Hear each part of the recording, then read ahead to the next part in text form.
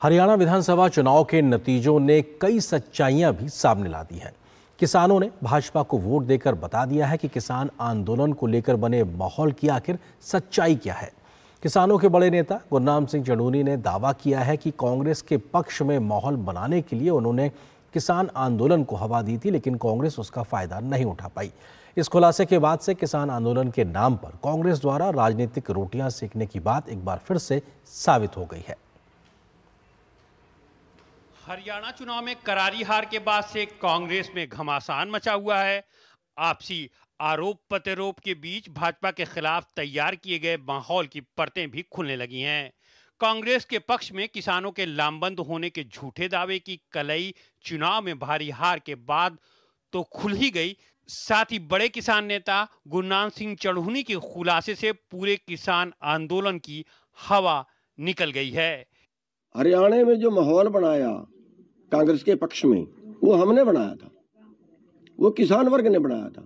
किसान चलो मेरे को नहीं दी थी, दूसरे दो किसान लीडरों को दे देता, कम से कम लोगों के अंदर ये तो जाता कि हाँ अब किसानों का कौन है जी, बीजेपी। वैसे किसानों की तो हमने कांग्रेस नजदीक नहीं लगाती, पर कहाँ जाएंगे ये।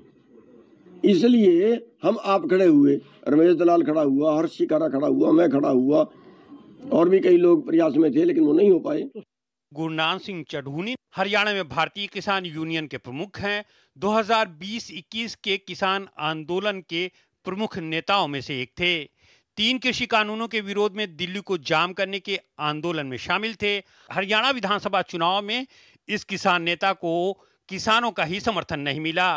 कुरुक्षेत्र जिले की पिहोई विधानसभा सीट से चुनाव लड़ने वाले चढ़ूनी की बुरी तरह हार हुई। विधानसभा चुनाव में चढ़ूनी को मिले सिर्फ 1170 वोट। चढ़ूनी की जमानत भी नहीं बची। गुरनाम सिंह चढ़ूनी के दावों के बाद से भाजपा देश को गुमराह करने के लिए हमलावर है।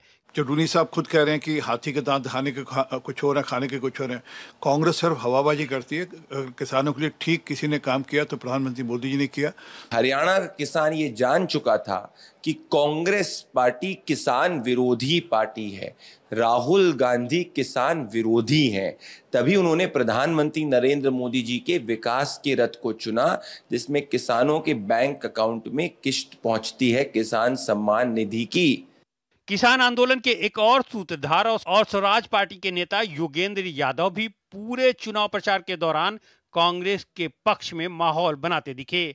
हरियाणा में नेताओं के घर का घेराव हो या हरियाणा सरकार पर निशाना साधने का मामला हो, योगेंद्र यादव हर तरह से किसान आंदोलन में जान फूंकने में आगे रहे। उन्होंने कांग्रेस के लिए खुलकर वोट मांगा।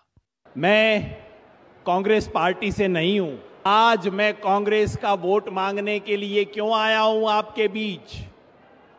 इसलिए कि आज इस देश में और हरियाणा प्रदेश में झूठ की सरकार है।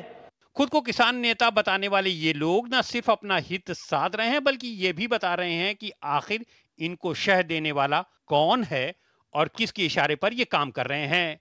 शायद जनता इनकी नीति और नीयत से वाकिफ थी, और जब इन्हें वोट से छोड़ दिया तो ऐसे कई चेहरे अपने आप ही बेनकाब हो गए। कांग्रेस ने जिन लोगों के सहारे किसान आंदोलन को खड़ा करने का काम किया था, आज वही लोग कांग्रेस की सच्चाई को देश के सामने रख रहे हैं। Bureau report, DD news. और खबर देश के विकास से जुड़ी खबर की